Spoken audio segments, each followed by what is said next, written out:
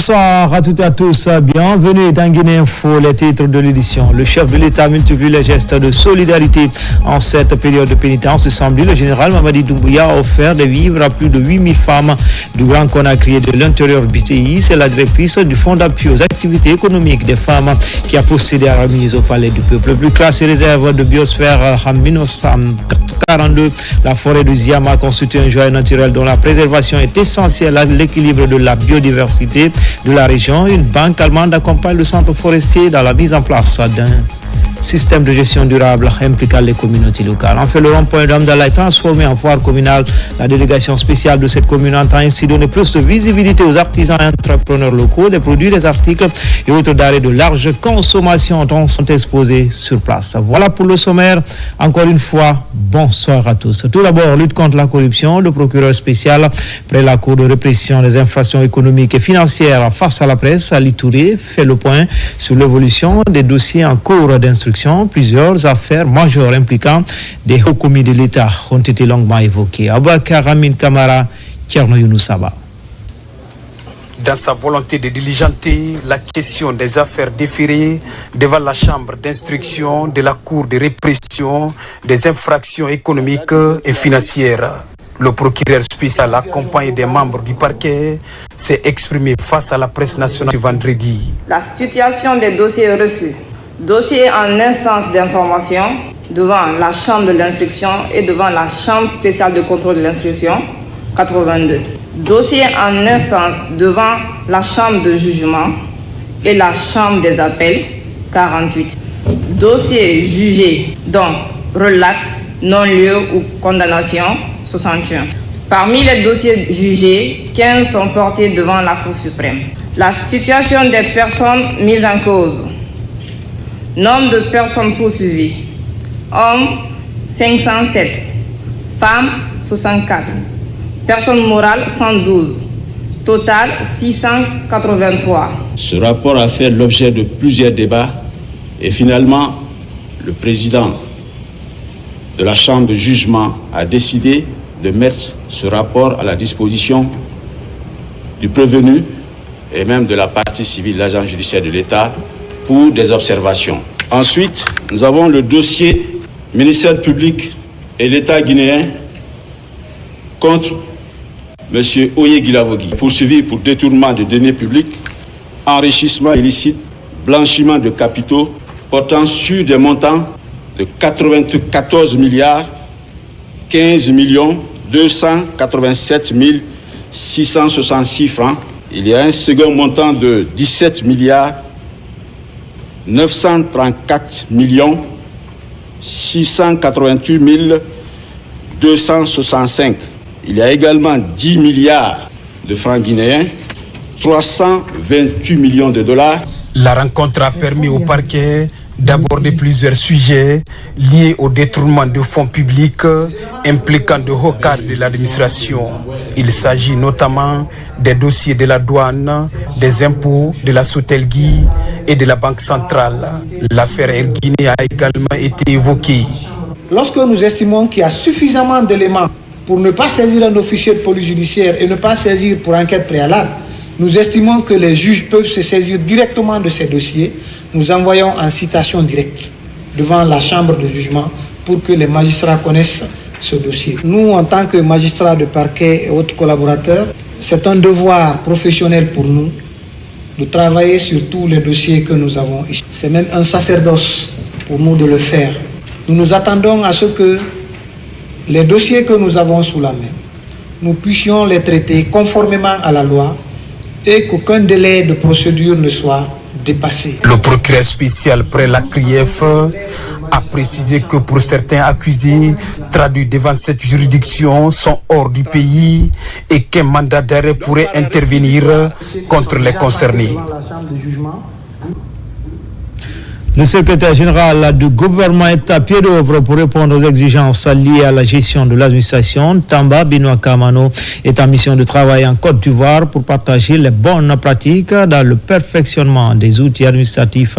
C'est en prélude de forum international des secrétaires généraux du gouvernement prévu à Abidjan en avril prochain. Commentaire Aboubakar Diaby. Aujourd'hui, la modernisation de l'administration publique guinéenne est au centre des priorités du gouvernement. Le secrétariat général du gouvernement, maître d'œuvre du projet, attise ses collaborations à l'échelle internationale. Cette visite à l'ambassade de Guinée en Côte d'Ivoire est une illustration. La démarche consiste à renforcer les relations de coopération bilatérale, à la clé la vulgarisation des meilleures pratiques administratives. Nous sommes là dans le cadre d'une mission de travail que nous avons initiée avec le secrétariat général du gouvernement ivoirien. Cette visite s'inscrit dans le cadre du renforcement de la collaboration de travail de nos deux institutions, mais aussi dans l'organisation du prochain forum international des secrétariats généraux du gouvernement. Ceci s'inscrit dans la vision éclairée du chef de l'État, le général Mamadi Doumbouya, président de la République, qui veut repositionner la Guinée dans le concert des nations, aussi qualifier l'administration de notre pays. Cette mission technique de travail intègre aussi les préparatifs du Forum international des secrétariats généraux du gouvernement prévu à Conakry au mois d'avril 2025. Cette rencontre avec le personnel diplomatique de la CEDEAO et les représentants des communautés guinéennes locales s'inscrit dans ce registre. Cette mission va permettre à nos institutions de s'enrichir mutuellement et surtout mettre sur pied la préparation de ce grand forum qui va être organisé en Guinée sous l'impulsion du ministre secrétaire général du gouvernement. Sa visite en Côte d'Ivoire est d'autant plus importante qu'elle nous permettra de passer en revue notre modèle de travail gouvernemental. Au cours de cette mission, le ministre secrétaire général du gouvernement Tamba Benoît Kamano a été reçu en audience par le premier ministre ivoirien Robert Mbegré Mbambé. Les échanges ont essentiellement porté sur les relations bilatérales entre les deux pays, mais aussi sur des stratégies innovantes et le perfectionnement des pratiques administratives conformément à la vision des deux présidents guinéens et ivoiriens. Toujours sur le continent au Bénin, l'ambassadeur de la Guinée dans ce pays a mis plus que jamais déterminé à soutenir la communauté guinéenne. Siaka Sissoko l'a réitéré lors de sa rencontre, lors de sa remise des lettres de créance au président Patrice Talon, rencontrant les Guinéens vivant à Cotonou. Il a demandé aux compatriotes de respecter les lois du pays d'accueil. Commentaire, Mamadou Saliouba. Entre la Guinée et le Bénin, les relations sont au beau fixe depuis les premières heures de l'indépendance de deux pays. Les premiers échanges ont permis d'établir rapidement une coopération dans le domaine de la formation et de l'éducation. Des points que l'ambassadeur Siaka Sissoko a évoqués avec le président béninois, dont il fait le compte-rendu à la communauté guinéenne de Cotonou.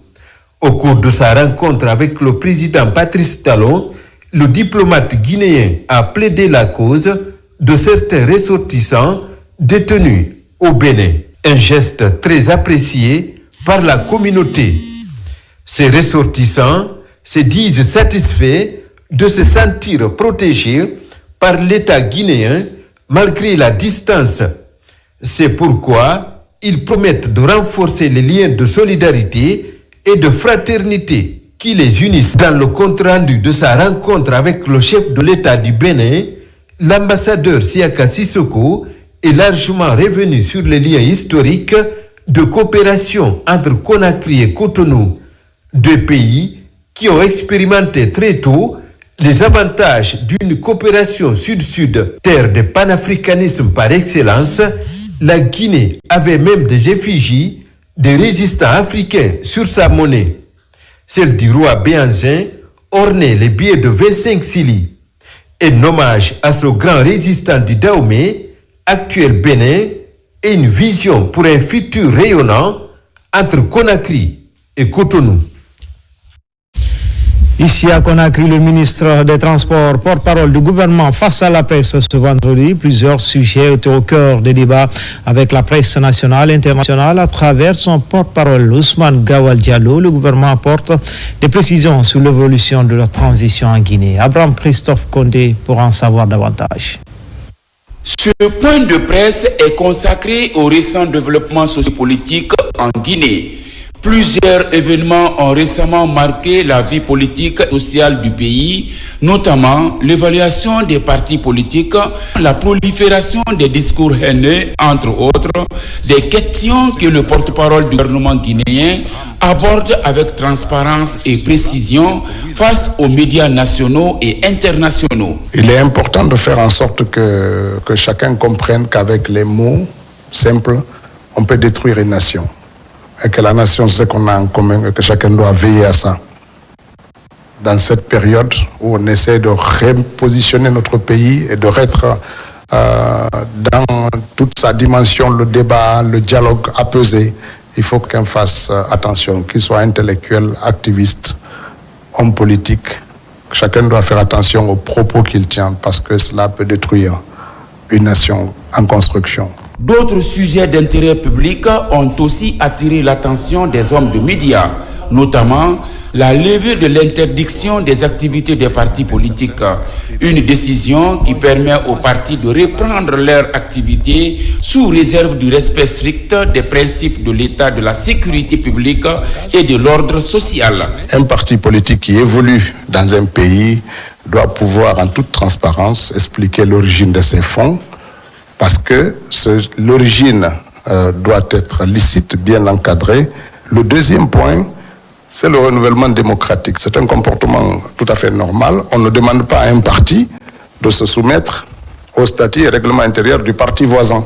Et le troisième point qui est marqué là-dessus, c'est le respect des statuts et des règlements intérieurs que vous vous dotez librement. L'objectif, ce n'est pas de fermer un parti. L'objectif, ce n'est pas de lutter contre des grands ou des petits partis politiques.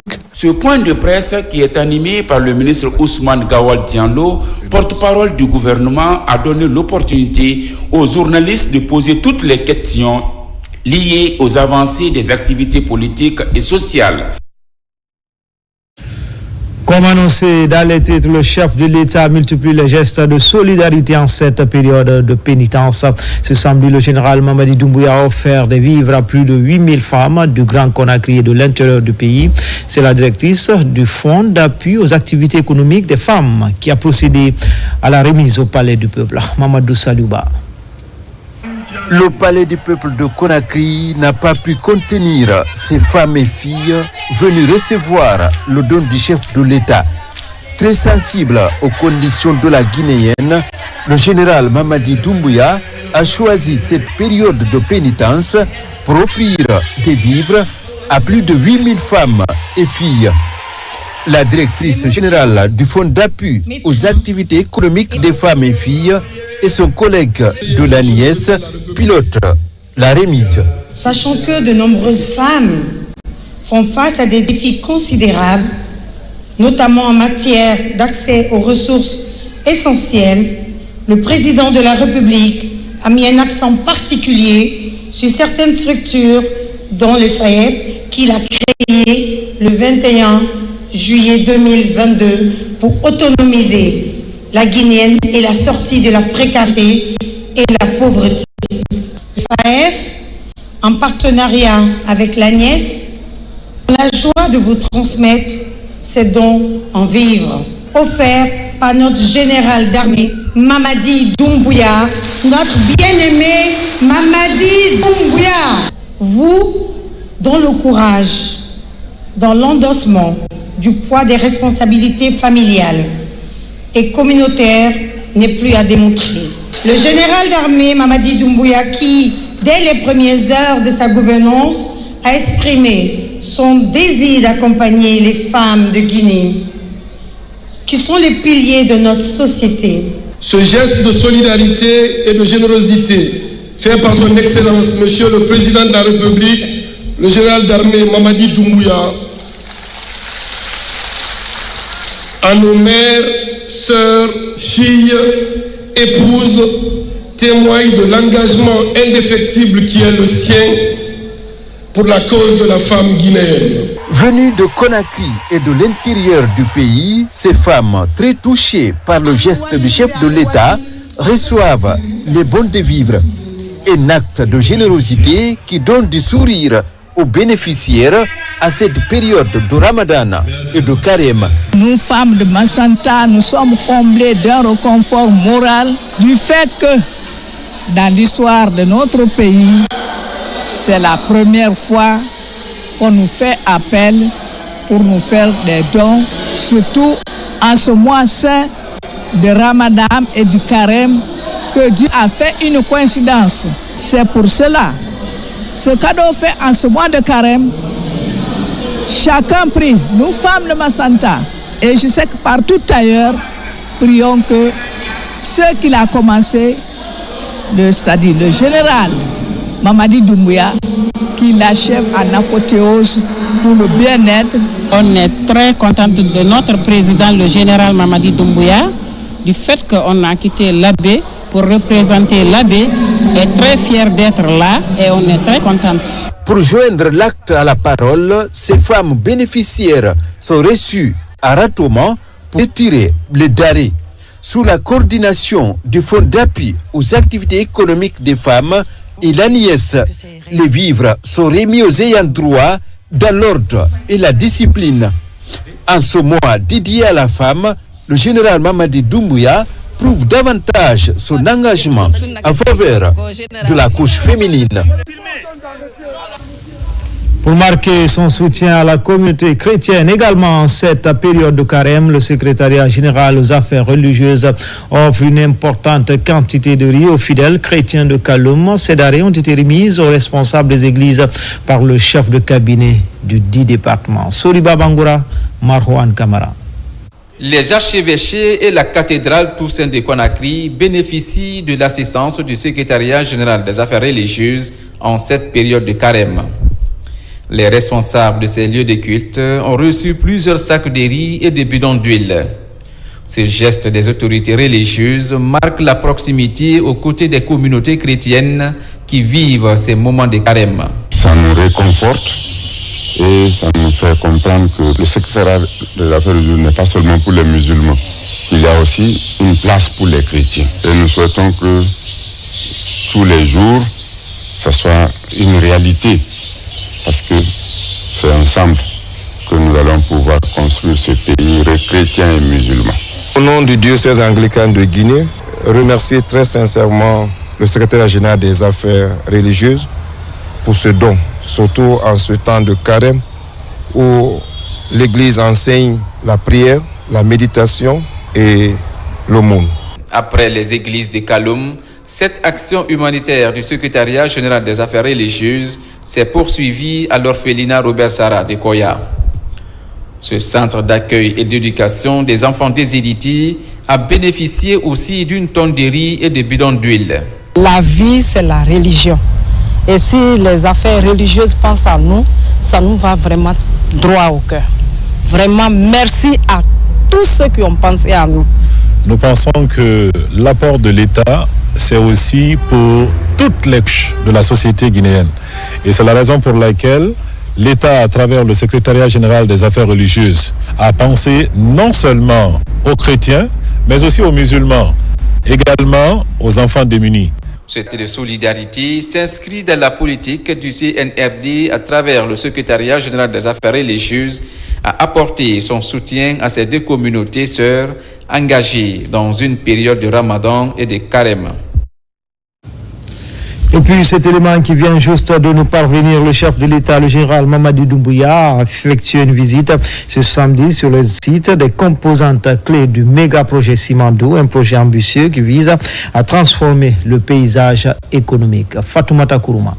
Le chef de l'État, son Excellence le général Mamadi Doumbouya, a effectué une visite marquante ce samedi 22 mars 2025 sur les sites de deux composantes essentielles du méga-projet des mines de Simandou, avec des infrastructures cruciales telles que les rails et le port minéralier multi-usagers et multiservices de Morebaya. Ce projet ambitieux qui vise à transformer le paysage économique de la Guinée en facilitant l'exploitation des ressources minières et en améliorant les infrastructures de transport se concrétise jour après jour. C'est aux environs de midi que le bateau transportant le chef de l'État, son Excellence le général Mamadi Doumbouya, a accosté au quai du port de Morebaya où l'attendait une délégation gouvernementale incluant le ministre secrétaire général et porte-parole de la présidence, le général Amara Kamara, le ministre directeur de cabinet de la présidence et président du comité stratégique de Simandou Djiba Diakité, ainsi que plusieurs ministres clés du gouvernement guinéen. Des ambassadeurs, des partenaires techniques et financiers, ainsi que des cadres de l'administration publique guinéenne ont également pris part à cette cérémonie collective. Après des échanges de poignées de main conviviales, le chef de l'État a passé en revue la troupe.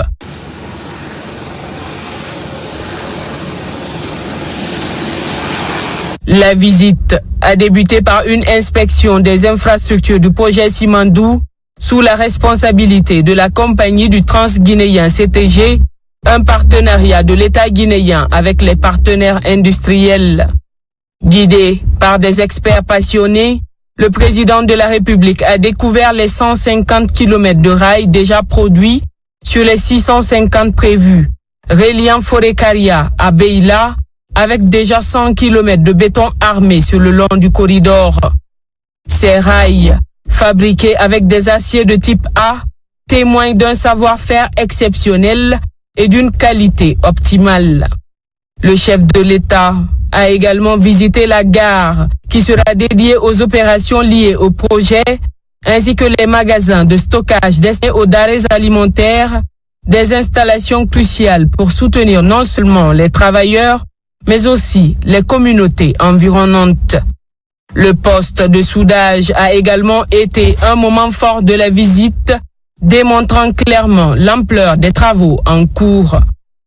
Les experts ont rassuré non seulement le chef de l'État sur le respect des normes de santé et de sécurité au travail, mais aussi de leur importance pour garantir la pérennité du projet et la sécurité des travailleurs.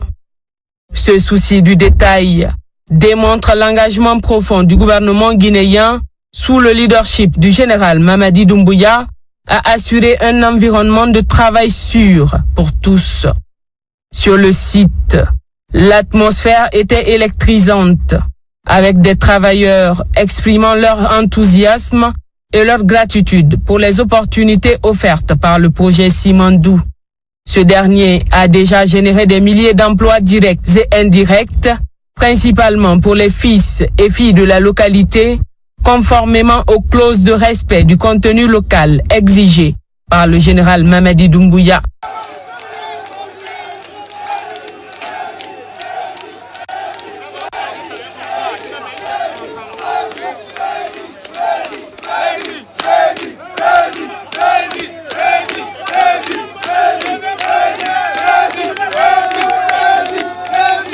La visite s'est poursuivie au quai minéralier de Winning Consortium Simandou WCS, un point stratégique pour l'accostage des barges. Là, le président de la République a pu observer les installations conçues pour faciliter l'exportation des ressources minières, un maillon essentiel de la chaîne logistique du projet qui ouvre les portes des marchés internationaux.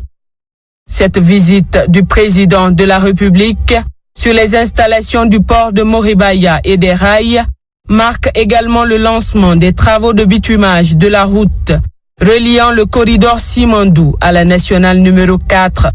C'est une étape considérable dans la progression du projet et une illustration puissante de l'engagement du gouvernement guinéen envers un développement socio-économique durable et responsable pour les 15 prochaines années de notre pays. Le soutien accordé aux communautés locales et la création d'emplois sont des éléments clés qui sont au cœur de cette initiative présidentielle. Le président du Conseil national de la transition en communion avec les fidèles en cette période de Ramadan, Dr Dansa Kourouma, était avec les citoyens des communes de Lambani, Matoutou et Bissia pour la rupture du jeûne, une rencontre qui a regroupé acteurs locaux et représentants des structures de jeunesse, de femmes ainsi que les responsables religieux. Abdoulaye Ngilande Diallo. Fidèle à son engagement, Dr Dansa Kourouma multiplie sans relâche ses pas auprès des populations guinéennes, surtout en ce mois béni. Il s'agit pour lui de partager le repas collectif avec les citoyens de toutes les communes de Conakry. À Lambagny, tout comme à Matoto et à Gbessia, le président du CNT, à la tête d'une délégation de son institution, vient rompre le jeûne avec les populations de ces différentes communes de la capitale. Pour ne pas qu'on sente les différences entre riches et pauvres, pour ne pas qu'on sente les différences entre chefs et populations. C'est pourquoi nous avons initié au nom du chef de l'État, le président de la République, cette action humanitaire, cette action de fraternité pour renforcer les liens entre les Guinéens à l'occasion de ce mois de pénitence. L'objectif de cette action du président du CNT vise non seulement le raffermissement des valeurs religieuses et sociales, mais également la promotion de la solidarité, l'esprit de tolérance, le vivre ensemble, le partage et l'amour entre les fils et filles de la Guinée. Ça, c'est dans l'esprit de dire aux Guinéens qu'on forme une et indivisible, que c'est le même peuple, c'est la même nation. Et si nous avons bénéficié, n'est-ce pas, de sa visite ce soir pour faire le déjeuner ensemble, on ne peut pas dire mieux. Sa présence donc parmi nous représente pour moi un motif de satisfaction, un motif de réconfort et d'espoir. Nous étions vivement impressionnés par l'initiative qu'il a prise d'être plus près de la population guinéenne. Des citoyens heureux témoignent de leur reconnaissance à l'endroit du président du Conseil national de la transition et de son institution.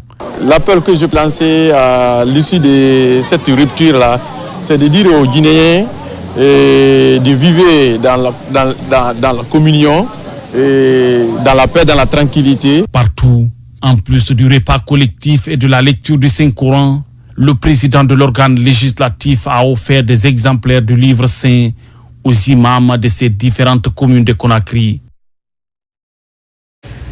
Rupture collective encore, elle est organisée par la coordinatrice nationale du Mozakod et son équipe. C'est à Kobaya, un événement qui rassemble les différentes fédérations venues de partout en Guinée. Les détails avec Carfa La Presse Camara, Salif Camara. Réunis autour des tables chez Hadja Diaba Doumbouya, les invités munis de leurs couverts et assiettes ont partagé ce moment de convivialité. Une rupture collective chaleureusement saluée par les personnalités présentes. À travers cette rupture collective, nous voyons presque toutes les régions de la Guinée qui sont là. On la remercie, on la soutient, nous sommes de cœur avec elle et on accompagne encore le président de la République, le général Mamadi Doumbouya. Nous avons un pays qui va être bientôt émergent, conformément à sa vision. Et selon le programme, surtout le programme Simandou 2040. Donc nous sommes là pour cela, pour bénir pour tout le monde, renforcer l'unité. Cette rupture du jeûne, placée sous le signe du partage et du vivre ensemble, a été une véritable satisfaction à tous les niveaux. Ceux qui se ressemblent s'assemblent. C'est une initiative présidentielle. Le président de la République, son Excellence le général Mamadi Doumbouya, parmi ces 5 R, déjà, le social occupe une dimension importante. Pour soutenir le président de la République, il sera notre candidat. Cette occasion passée sous le haut patronat de son Excellence le général d'armée Mamadi Doumbouya, président de la République, chef de l'État suprême des armées, et organisée par notre chère coordinatrice nationale Hadja Diaba Doumbouya, témoin de l'importance que notre nation accorde aux valeurs de solidarité, d'unité et de spiritualité. Le jeûne, l'un des 5 piliers de l'islam, est un acte de dévotion recommandé par le Tout-Puissant Allah. Il incite les fidèles musulmans à multiplier les bonnes actions et à cultiver la solidarité. Une valeur essentielle qui interpelle les membres du Mozakod à suivre ce chemin de bienveillance et d'entraide. À présent, nous allons parler de cette grande tournée dans le foot. Une forte délégation composée de ministres, hauts cadres et hommes d'affaires viennent de sillonner les monts et plaines du Fouta pour remettre le Sonarati au prix de la nourriture pour la rupture du jeûne aux sages et notables. Partout, les messages de paix et de prière sont effectués. De Mamou Alabé en passant par Mali, suivez le condensé signé Mamadou Alpha Baldé. C'est une délégation composé des cadres ressortissants du secteur public et privé du Fouta. En cette période de pénitence, de prière et de pardon, ces fils de la région sont porteurs d'un message et d'une commission du chef de l'État. Première étape, Mamou. Dans une dynamique de paix et de fraternité, le chef de la délégation, le général Bachir Diallo, ministre de la Sécurité et de la Protection civile, remet au nom du chef de l'État, le général Mamadi Doumbouya, une enveloppe aux sages de la préfecture en guise de nourriture pour la rupture de la notabilité, communément appelée Sunnakati. Allah. Mamou est le symbole de la coexistence pacifique. Ici, il n'y a pas d'ethnie, il n'y a que des Guinéens. Nous vivons en harmonie. Nous remercions le chef de l'État d'avoir pensé aux sages et à la notabilité de Mamou. Qu'il sache que nous sommes derrière lui. Nous continuons à prier. Nous prions déjà, nous le faisons régulièrement. Nous prions pour que Dieu guide ses pas, pour qu'il puisse réussir pour le bien de toute la Guinée et de tous les Guinéens. De la ville Carrefour, direction d'Alaba et Pita. Après les salutations d'usage et la remise des enveloppes, des prières sont faites pour la paix et le développement, mais aussi pour le président de la République. Vous êtes nos fils. Si vous nous dites de prendre une direction, c'est ce que nous allons faire. Et nous sommes sûrs que l'enfant ne conduit jamais son parent dans la mauvaise direction. Nous sommes derrière vous dans tout ce que vous entreprendrez. Nos prières vous accompagnent. Nous remercions le président pour cette marque de considération. Nous sommes satisfaits du travail qui est en train d'être fait. Dites au président que Pita est derrière lui. Nous le soutenons dans tout ce qu'il entreprend pour la Guinée. Qu'il soit sûr, Pita soutient déjà sa candidature.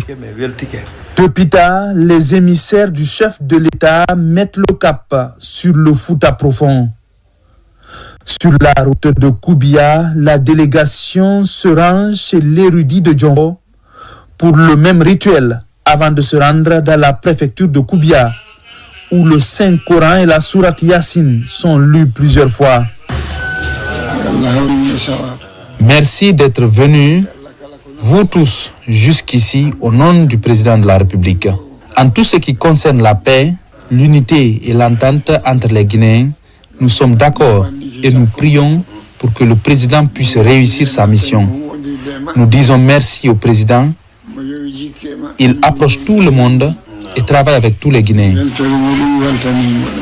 Nous sommes prêts à accompagner pour le bien-être des populations guinéennes tout azimut. Et puis un moment, c'est une dynamique qui accompagne le général Mamadi Doumbouya. À plus de 100 km de la préfecture de l'Abbé, la préfecture de Mali, comme dans les autres localités, une enveloppe est remise aux sages pour leur cola de rupture. Nous faisons la différence entre la vérité et le mensonge. Nous voyons tous les projets en cours dans le pays. Ici, à Mali, ce que le président fait pour nous, c'est du jamais vu depuis l'indépendance. Ici, nous sommes derrière lui, c'est lui notre candidat. Nous lui disons merci pour tout. Il est dans nos cœurs et nous prions pour lui et pour toute la Guinée. Dernière étape de ce périple foutanien, la cité de Karamoko Alpha Moulabé. Après la visite chez l'imam de la grande mosquée de l'Abbé, la délégation est reçue à la case de Tcherno Ali Boubandian, où se tient la 98e ziara de l'érudit, mort il y a plus d'une centaine d'années. Là aussi, avant la grande prière du vendredi, des prières pour la paix et l'unité, pour que Dieu guide le président dans ses œuvres pour le développement de la Guinée sont faites. Nous apprécions à sa juste valeur le geste du chef de l'État en cette période particulière. Ici à l'Abbé, nous prions pour tous les Guinéens, nous prions pour le chef de l'État. Quand tu pries pour le chef de l'État, tu le fais pour toi-même, nous le faisons et nous continuerons à le faire. Porteur d'un message du chef de l'État, un message de salutation amicale, de respect et de considération envers nos vénérés sages et érudits du Fouta. Nous étions également porteurs d'une enveloppe pour sa contribution pour le mois de Carême. Au cours de cette mission, le moment était opportun pour rappeler partout où nous sommes passés l'engagement total et inconditionnel du chef de l'État pour la promotion du bien-être des populations, du développement, mais surtout de la paix et de la quiétude. Et partout où nous sommes passés, le message le retour à ce message était unanime. Parce qu'ils ont vu des écoles qui poussent partout, des hôpitaux qui sortent de terre, des écoles, de l'eau, de l'électricité. Il y a des préfectures qui n'avaient jamais eu d'eau, d'électricité ou de projet de bitumage de leur ville. A rappelé que des délégations se sont rendues dans plus d'une dizaine de préfectures du Fouta. Partout, elles ont transmis le message de paix et d'unité du général Mamadi Doumbouya. Pour être plus complet, dans cette tournée, plus de 1000 sacs de sucre et de riz ont été aussi offerts dans la même dynamique par le chef de l'État à la préfecture de l'Abbé. Et puis la direction générale de la Caisse nationale de sécurité sociale informe les pensionnés qu'à raison de la fête de Ramadan, les pensions de retraite et de réversion de l'échéance d'avril 2025 seront versées de manière anticipée. Le paiement commencera le mardi 25 mars 2025 à partir de 8h00 sur toute l'étendue du territoire national. Les paiements se dérouleront selon le calendrier ci-après. Au siège de la direction générale Kouléoundi Kaloum, journée du mardi 25 mars 2025, retraités des banques, des compagnies d'assurance, de la SOTEDGI, de la CNSS, du syndicat des retraités et des sociétés minières ACG Conakry, CBK Conakry et CBG Conakry. Journée du mardi 26 mars 2025, retraités du lot 1 au lot 193, lot des invalides, journée du vendredi 28 mars 2025, pension de réversion retardataire dans les agences et antennes préfectorales du mardi 25 mars au vendredi 28 mars 2025 pour l'agence de Matoto, journée du mardi 25 mars 2025, lot 1, lot 2, journée du mardi 26 mars 2025, suite du lot D et du lot 3, journée du vendredi 28 mars 2025, lot 4, retardataire et fin de programme à Matoto. Les pensionnés qui reçoivent leur paiement par virement bancaire, mobile ou cash minute sont invités à se rendre à leur banque ou à vérifier leur compte mobile dès le mardi 26 mars 2025, dès le mardi 25 mars 2025 pour recevoir leur pension de retraite. La direction générale de la CNSS s'est comptée sur la bonne compréhension de l'ensemble des pensionnés. Conakry, le 20 mars 2025, le directeur général Bakary Silla. Dans le reste de l'actualité et dans les préparatifs du lancement d'une opération de recensement biométrique sur le territoire national, le gouvernement, à travers le ministère de l'administration du territoire et de la décentralisation, vient de doter les différents coordinateurs du programme national de recensement administratif à vocation d'état civil PN-RAVEC d'Angers Roulant. Il s'agit de faciliter la supervision des opérations d'enrôlement biométrique dans les localités les plus reculés. Amadou Touré, Abdourazak Souma. Pour donner un coup d'accélérateur aux activités du programme national de recensement administratif à vocation d'état civil PN-RAVEC, le gouvernement, à travers le ministère de l'administration du territoire et de la décentralisation, remet ses engins roulants aux coordinateurs régionaux du programme. La démarche vise à booster les initiatives d'enrôlement biométrique dans les régions du pays. C'est un grand bonheur pour nous que de donner justement ces moyens à ces coordinateurs aujourd'hui qui va leur permettre de dérouler sur le terrain et de joindre tous les points de notre pays pour justement véhiculer le bon message, sensibiliser les populations, orienter les populations en vue de l'échéance qui nous attend, c'est-à-dire celui de faire le recensement administratif à vocation d'état civil. À partir d'aujourd'hui, cette mission qui nous a été assignée, nous allons le faire avec brio et avec la plus grande attention au sein de nos différentes préfectures. Le secrétaire général a exprimé l'engagement du gouvernement à répondre efficacement aux attentes des populations relatives à l'exécution correcte du PNR-AVEC. Ces coordinateurs préfectoraux sont en charge de mettre en œuvre tout ce qui concerne les activités du programme dans les 33 préfectures du pays. Donc nous avons pu, avec l'appui du ministère et l'engagement du pouvoir en place, donner ces véhicules pour que les coordinateurs puissent être indépendants, autonomes, et nous espérons réellement que ces véhicules serviront à ces différentes personnes morales à l'intérieur du pays. Après les audiences foraines administratives qui ont permis la régularisation de plusieurs citoyens sans acte de naissance, le gouvernement s'apprête à lancer une vaste opération de recensement biométrique sur toute l'étendue du territoire national en vue de permettre la mise en place d'un fichier biométrique fiable en prélude de l'organisation des échéances électorales.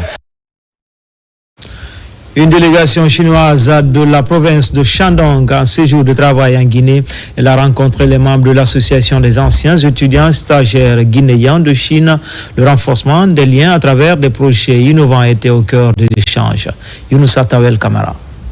Après leur cursus universitaire en Chine, ces jeunes cadres guinéens ont jugé nécessaire de se réunir en association. Elle est dénommée l'Association des anciens étudiants et stagiaires de Guinée et de Chine. Le but est de consolider des relations d'amitié entre eux en vue de contribuer au développement de la nation. En séjour de travail en Guinée, cette délégation chinoise, plus précisément de la province de Shandong, vient rencontrer les membres de l'association.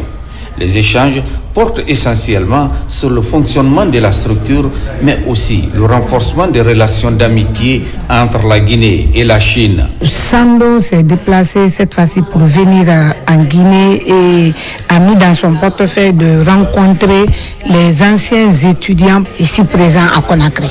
L'objectif recherché, c'est de savoir les étudiants qui sont rentrés de la Chine.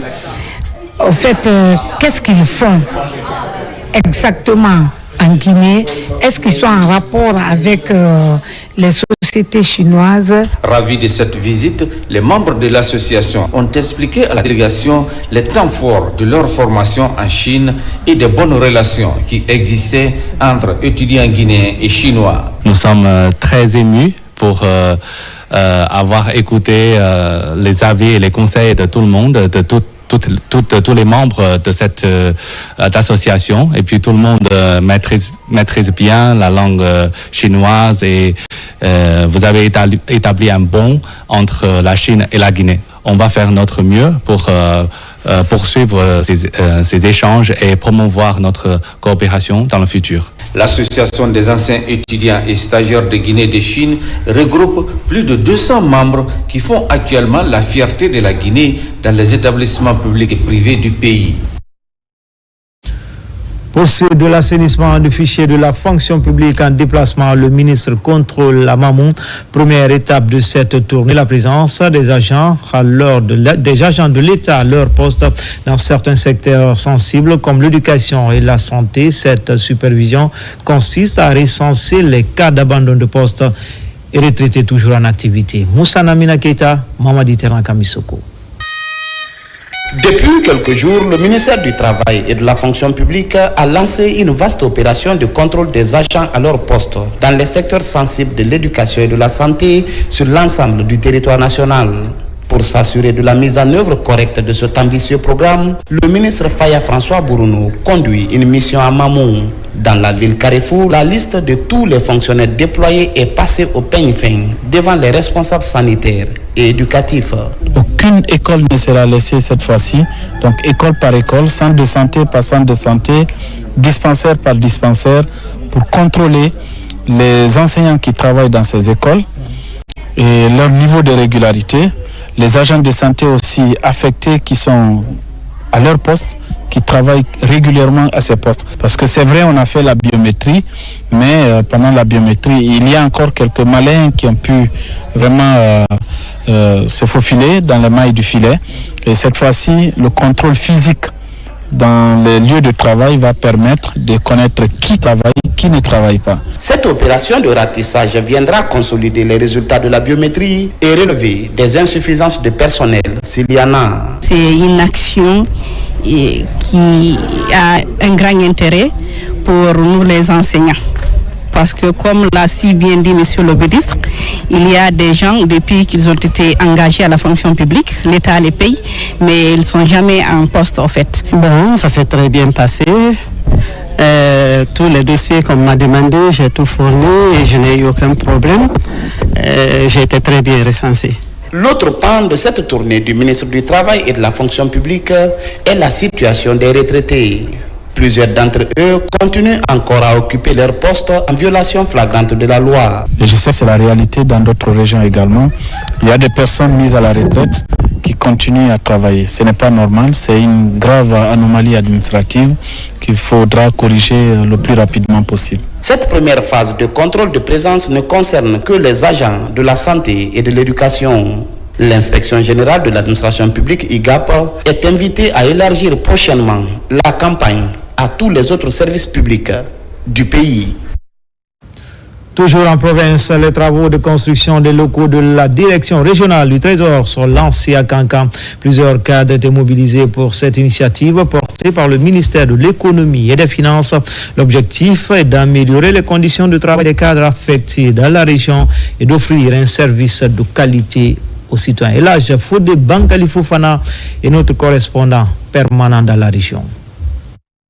Ici, au quartier Aviation, le lancement des travaux pour la construction de la trésorerie régionale de Kankan, marqué par cette pose de la première pierre par les autorités régionales et préfectorales avec les cadres déconcentrés du ministère de l'Économie et des Finances. Cet édifice, dont nous lançons aujourd'hui officiellement les travaux, est bien plus qu'un simple bâtiment.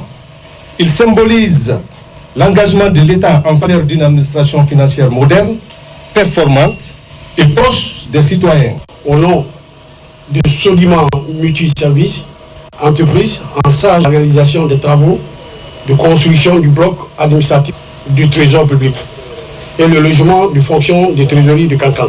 Cet édifice sera construit sur une superficie de 3000 mètres carrés avec un délai de réalisation de 12 mois. La modernisation d'urgence de nos trésoreries témoigne de l'importance que le ministre de l'Économie et des Finances accorde à la décentralisation et au renforcement de capacités des services financiers dans nos préfectures et régions. Nous sommes convaincus que ce bâtiment, une fois achevé, apportera une réelle valeur ajoutée car il renforcera le lien social et participera au développement économique de notre pays. Votre implication tout au long du processus est attendue et serait bien appréciée par le ministre de l'Économie et des Finances. Je voudrais inviter l'entreprise à respecter scrupuleusement le contenu du cahier de charges et le délai contractuel de réalisation des travaux. Au risque d'entraver l'exécution de ces travaux, le préfet de Kankan, s'exprimant au nom des autorités régionales et préfectorales, a invité les occupants du site à libérer sans délai les lieux. Classée réserve de biosphère en 1942, la forêt de Ziama constitue un joyau naturel dont la préservation est essentielle à l'équilibre de la biodiversité de la région. Une banque allemande accompagne le centre forestier dans la mise en place d'un système de gestion durable impliquant les communautés locales. C'est dans ce cadre qu'un atelier de consultation et de restitution des résultats de l'arpentage des bas-fonds est organisé. Mohamed Saloupaï, Mohamed Lamine Diallo. La gestion durable de la forêt de Ziama repose sur une approche intégrée visant à associer les populations riveraines à la protection de cette réserve.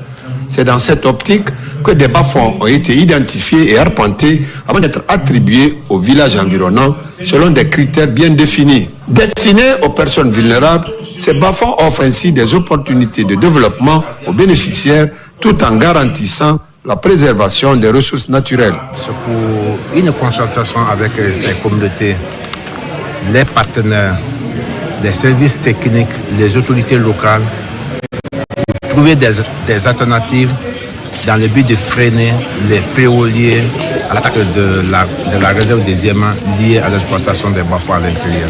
La réserve des diamants, avec sa biodiversité exceptionnelle et ses paysages d'une beauté rare, est un trésor naturel que nous avons la responsabilité de protéger. Cet atelier représente une étape clé dans notre travail collectif pour mieux comprendre, préserver et gérer les écosystèmes uniques de cette réserve. Cette rencontre a permis de partager les résultats des travaux d'arpentage et d'échanger sur les meilleures pratiques pour une gestion durable des terres et des écosystèmes de la réserve. C'est l'occasion pour nous de voir que le dialogue nécessaire à un bon fonctionnement de la réserve est assuré. Vous êtes très nombreux, c'est plutôt très bien. Ça montre qu'il y a une vraie implication des populations dans la gestion de la réserve. Il vous appartient de le gérer au mieux. Vous félicitez au nom de Monsieur le Préfet pour la constance dans l'organisation des activités autour de cette réserve. Conjuguant préservation de l'environnement et développement durable, le Centre forestier et ses partenaires réaffirment leur engagement en faveur d'une gestion durable de la réserve des diamants. Le 22 mars de chaque année, le monde célèbre la Journée internationale de l'eau en Guinée. L'occasion est mise à profit par le directeur général de l'ASEG pour visiter le site devant abriter le projet de sécurisation de l'alimentation en eau des 26 centres de la Société des eaux de Guinée. Abakar Junior Kamara, Mohamed Aïchassila. L'eau est au centre des grands défis du 21e siècle. Sécurité alimentaire, changement climatique, sécurité et stabilité internationale. Voici entre autres défis qui s'imposent à ce secteur stratégique de développement. La Journée mondiale de l'eau 2025 est célébrée sous le thème « La préservation des glaciers ». Instituée par l'Organisation des Nations Unies, proposée par l'Agenda 21 au cours du sommet de Rio en 1992 et adoptée le 22 mars 1993 par l'Assemblée générale des Nations unies. Elle est célébrée chaque 22 mars avec des thèmes différents. En Guinée, les efforts sont injectés dans le secteur, mais les grands défis restent à relever. Nous sommes sur un site ici qu'on appelle le site du stade de Nongo, où vous avez eu la possibilité de visiter les ouvrages neufs qui ont été réalisés dans le cadre d'un projet qu'on appelle le projet de sécurisation de la production d'eau potable des sites de la SEG. Ce projet s'inscrit en droite ligne aux instructions de Monsieur le Président de la République, qui a placé le secteur de l'eau et des infrastructures comme priorité en 2025 et pour les années à venir. L'eau est indispensable dans la vie. C'est pourquoi d'importants projets sont en cours dans le pays pour la desserte en eau potable, mais surtout la protection des têtes de source. Les véritables acquis, aujourd'hui, on peut les situer sur 3 axes. Les premiers axes, c'est aujourd'hui, il y a une situation de référence qui est disponible pour le secteur de l'eau. On n'est plus dans la navigation à vue ou dans le noir. Il y a des études de schéma directeur qui ont été élaborées à l'échelle du Grand Conakry et de tout l'intérieur du pays, qui ont balisé les décisions, qui sont des outils d'aide à la décision aujourd'hui pour le cadre du financement. Donc ces études, ces rapports sont disponibles. Et c'est ce qui a d'ailleurs permis d'enclencher la deuxième phase de la résolution du manque eau, celle de la mobilisation du financement. Nous sommes heureux de vous apprendre que dans le secteur, pour ce qui est de Conakry, en adéquation avec les conclusions des études du schéma directeur, la première tranche d'investissement qui nécessite la mobilisation de 200 000 m3, la tranche d'investissement est totalement bouclée.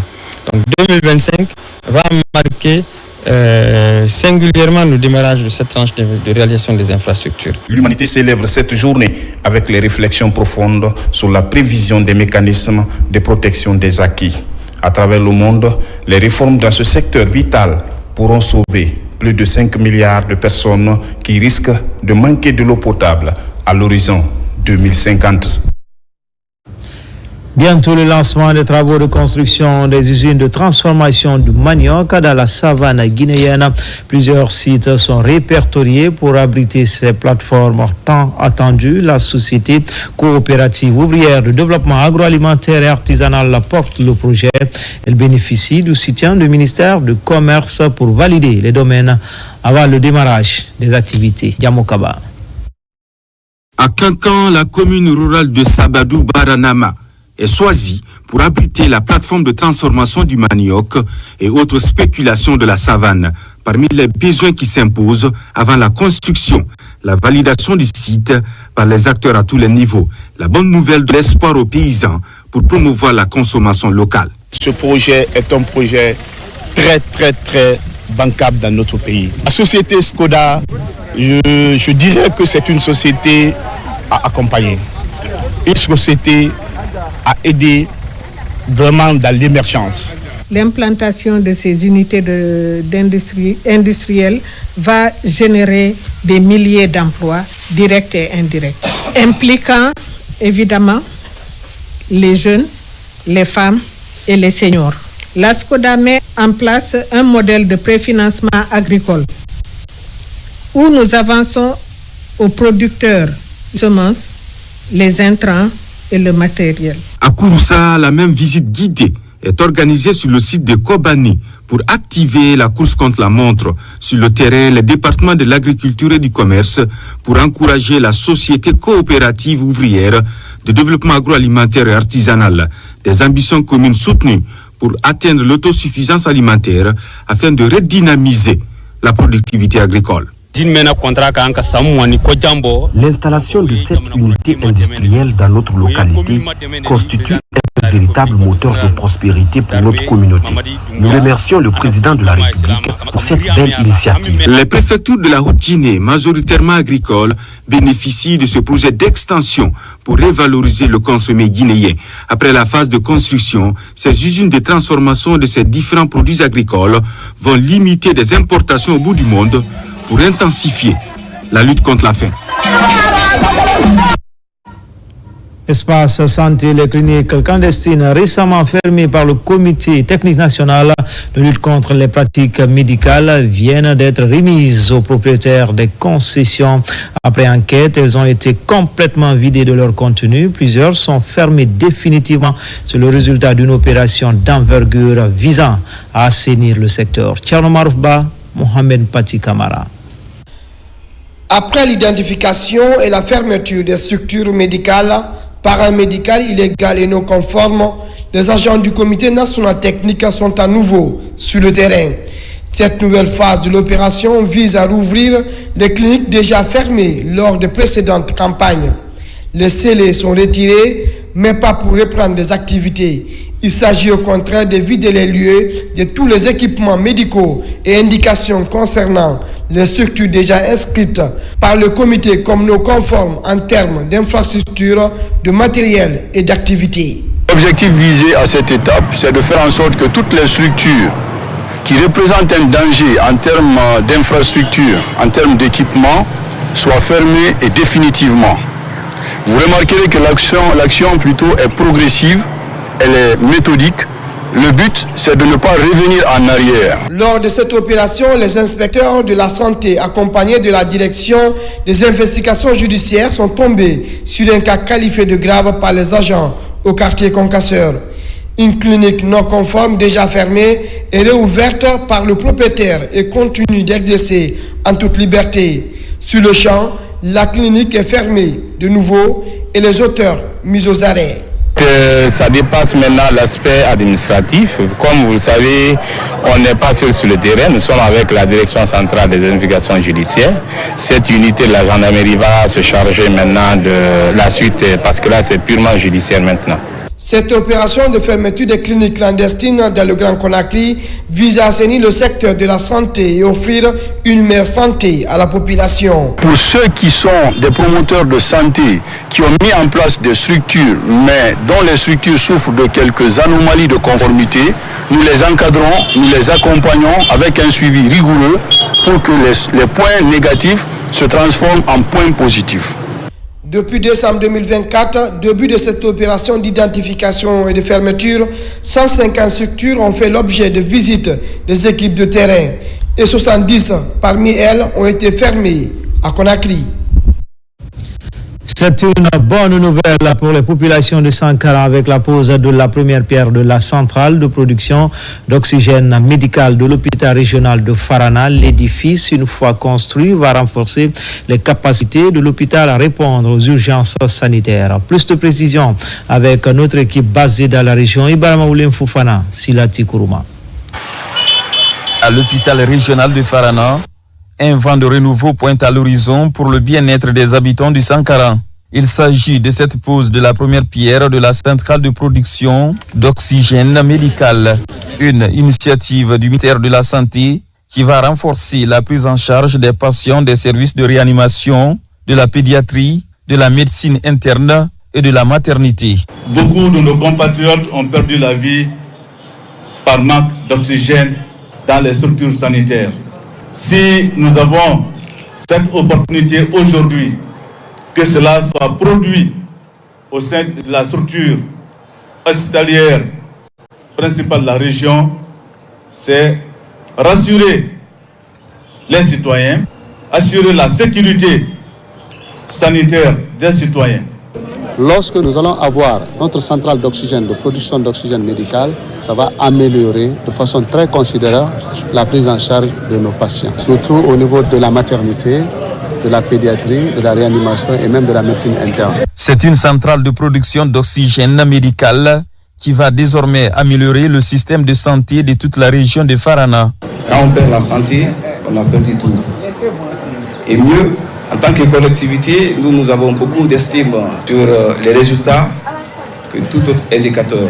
C'est un projet d'installation de 4 générateurs d'oxygène médical et nos édifices de deux qualités. Nous avions un grand bâtiment qui est dû à l'oxygène et aussi accompagné par un abri groupe et aussi carburant. C'est une infrastructure moderne qui va bientôt sortir de terre pour sauver des vies. Une vision du président de la République, le général Mamadi Doumbouya, pour la santé et le bien-être des Guinéens. Lutte contre le cancer du sein avec cette contribution des femmes du CNT au centre hospitalo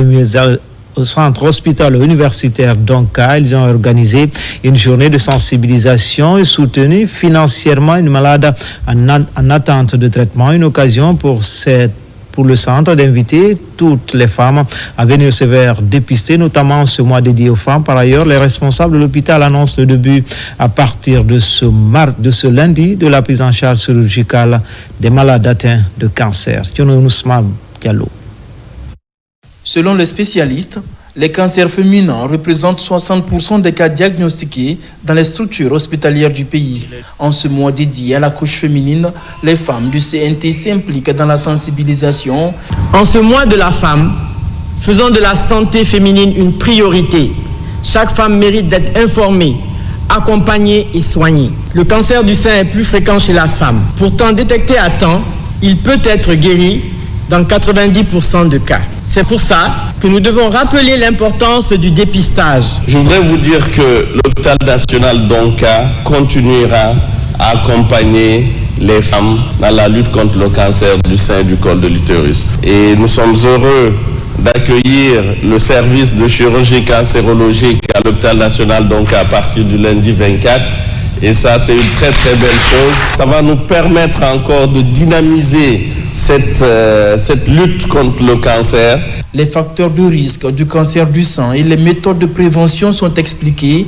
Pour l'ONG Savifem, Sauvons la vie des femmes, l'intervention des femmes du CNT va être décisive pour faire avancer la lutte contre le cancer. La population est moins informée et moins sensibilisée sur cette maladie et c'est pour ça que les femmes parlementaires ont voulu initier cette journée de sensibilisation et profiter de cette opportunité pour assister une femme qui est en attente de traitement de son cancer depuis plus de 6 mois. C'est très important pour nous que le message soit véhiculé aux femmes pour pouvoir éviter ces maladies-là et faire des plaidoyers, bien sûr, au niveau du CNT pour qu'ils puissent nous accompagner. Après la sensibilisation, les femmes du CNT ont rendu visite au triplet du couple Camara qui bénéficie d'un suivi à l'INSEE. Une enveloppe financière a été remise aux parents venus de Fria et un engagement a été pris pour davantage œuvrer dans le sens de la santé maternelle et infantile en œuvrant pour améliorer les structures de santé. La prévention contre les épidémies en Guinée, l'Agence nationale de la sécurité sanitaire mène la croisade des médecins, chefs, pédiatres et autres acteurs du secteur se concertent pour la mise à niveau des protocoles d'intervention. L'idée est d'intervenir en cas de pathologie à potentiel épidémiologique. Yaya Silla. Ils sont des médecins, chefs des CTP, des urgences et ceux des pédiatries à prendre part à cette formation sur la prise en charge des pathologies à potentiel épidémique. Il s'agit d'une activité qui est inscrite dans notre PAO de l'année 2025 au niveau du département prise en charge de l'ANSS. Donc notre objectif, c'est de renforcer la capacité des agents de santé, à savoir les CDP, pédiatrie et urgences, sur la prise en charge des cas graves des maladies à potentiel épidémique. Le ministère de la Santé a initié cette formation à travers l'ANSS pour faire des révisions, renforcer les capacités pour que tout le monde soit capable de détecter à temps les cas suspects de maladies à potentiel épidémique et de prendre en charge correctement pour nous éviter les épidémies. Depuis, l'Agence nationale de la sécurité sanitaire multiplie les formations des cadres et agents afin d'éviter les imprévus en matière de prise en charge. Il y a de la nouveauté parce qu'à chaque fois que le temps évolue, les documents sont mis à jour, les nouveaux protocoles sont aussi mis à la disposition de ces personnels. Donc c'est pour cette raison que nous sommes rassemblés ici pour apprendre à ces médecins la prise en charge des cas graves. Tous ces agents-là, ils travaillent tous dans les différents CTP du pays. Dans les régions, ces CTP sont représentés. Et chaque CTP est représenté par au moins 2 ou 3 agents dans la salle ici. Et cette formation touchera tous les volets concernant la prise en charge de ces différentes pathologies que nous gérons dans nos CTP. La Guinée a été le théâtre de plusieurs épidémies ces dernières années. La dernière en date fut le Covid-19. Culture co-dédicace de 2 manuscrits rédigés par 2 voix féminines à quelques heures des 72 heures de livre. En Guinée, la commission d'organisation dévoile certains ouvrages. Il s'agit de Ramatoulaye Camara et Diaka Camara, respectivement co-présidente du comité d'organisation et commissaire général de l'événement. Une première expérience pour ces dames, source d'inspiration et modèle de réussite. Nabila Moussa Camara, Isiaga Camara. Après leur tournée en Europe pour accompagner la candidature de Conakry, ville créative de l'UNESCO, Ramatoulaye Camara et Diaka Camara ont, à l'occasion de la cérémonie de co-dédicace de leurs ouvrages, donné des explications sur leur mission de travail et les préparatifs de l'événement Les 112 heures de livre. Je pense que c'est une première dans notre pays que 2 femmes décident d'écrire et décident de présenter leur ouvrage le même jour dans la même salle. Pour nous, c'est exceptionnel. Elles ont fait un travail magnifique, un travail de qualité qu'on veut mettre à la disposition du public guinéen. Inscrire la Guinée dans les grandes rencontres mondiales littéraires en mettant l'accent sur la contribution de la femme guinéenne dans l'activité d'écriture, telle est la vision des membres du comité d'organisation de la 17e édition des 112 heures de livre. Dans nos valeurs africaines, dans nos traditions, les mamans occupent une place centrale dans l'éducation des enfants. Et donc, à travers mon livre, je relate le parcours de ma mère, qui est le parcours d'une enfant qui a perdu très tôt sa mère, un parcours d'une orpheline qui a, par son courage, par son humilité et par son entêtement, réussi à surmonter les épreuves de la vie. Nous voulons que cette jeune génération s'inspire des modèles de chez nous. Mais ils ne peuvent pas s'inspirer des modèles de chez nous si ces modèles ne partagent pas leur parcours, ne partagent pas leur vécu, ne partagent pas leurs réussites et leurs échecs aussi, parce que cela fait partie du parcours. Avant la tenue de l'événement des 112 heures de livre prévu à Conakry au mois d'avril prochain, les activités annonciatrices sont initiées par la commission d'organisation. Placée au centre de ce rendez-vous littéraire, la gente féminine commence déjà à s'intéresser à l'écriture. À travers ces livres, nous pouvons voir des parcours exceptionnels, déjà sur le leadership authentique, et pour l'autre, de s'inspirer de sa mère. Pour la réussite des 112 heures de livres, les responsables encouragent la synergie d'action. La puissance féminine est le thème de cette édition qui compte fédérer les femmes autour de l'idéal, de susciter des vocations pour mieux accompagner l'industrie du livre. Enfin, le rond-point d'Amdallah est transformé en foire communale. La délégation spéciale de cette commune entend ainsi donner plus de visibilité aux artisans et entrepreneurs locaux.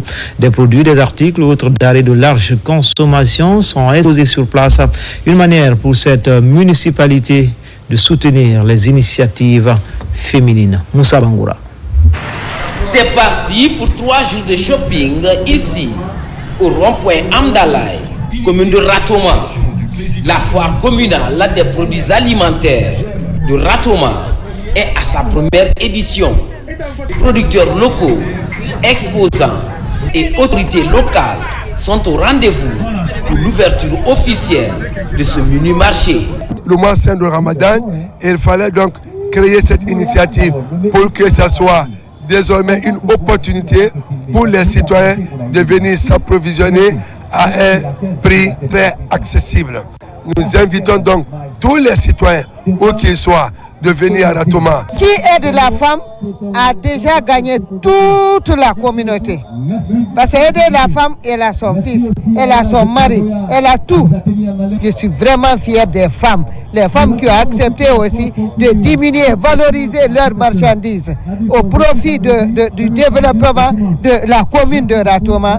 L'enjeu est de soulager le panier de la ménagère en cette période de pénitence, mais également promouvoir l'entrepreneuriat féminin à travers les produits locaux. C'est vraiment une fierté pour nous, gouvernorat de la ville de Conakry, que nos communes pensent à cela en ces 2 mois bénis. Nous sommes pendant le mois de Ramadan et ce mois de Carême. C'est une initiative qu'il faut saluer et donc je suis très heureux d'être parmi les vendeuses des différents marchés de la commune de Ratoma.